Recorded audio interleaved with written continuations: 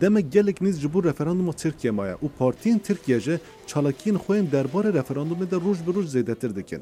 به طیبتی پارتی AKP ده آخافتن میتینگ خود زمانه که گلک تون کارتینه او گلک آلیا رخنه دکن.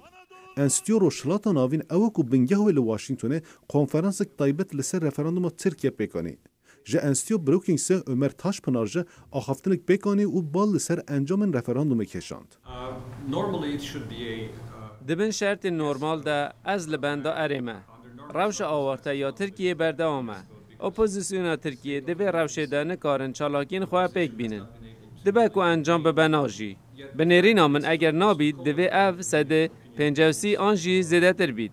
جبر کو نا نزی سدی 50 به وی دمی نرازی بونده درکبید. هر دم تیگوتن هلبجاردن ترکیه آزادن. لیگلک دیاره اف هلبجاردنه یه نه آزاد به. جه انستیو ویلسون سنتر آمبریم زمان جه ده آخافتن خواده بال کشان سر تشت اندکاره باندور خواله سر انجام رفراندومه بکه. اردوغان گلک بحثا آفاکرنا پران ریان دکه. افجی باندور لسر بریار خلکی چه دکه. جبرکو او زانه گل داخوازا چه دکه. چالاکین اپوزیسیون گلک لوازن. کسی که کودکاری براسی باندور خواه به صلاحتین دمیر تاج بو. او جیرگرتیگه هدایه.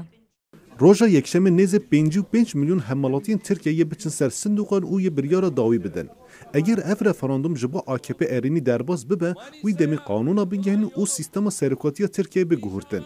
نونر HDP واشنگتن مهمت یوکسل پشتی کنفرانس نرین خوش دنگ امریکا را پار وکر او بال کشاند لسر انجام رفراندومه. از بارناک AKP وندکرنا خی قبول بکه.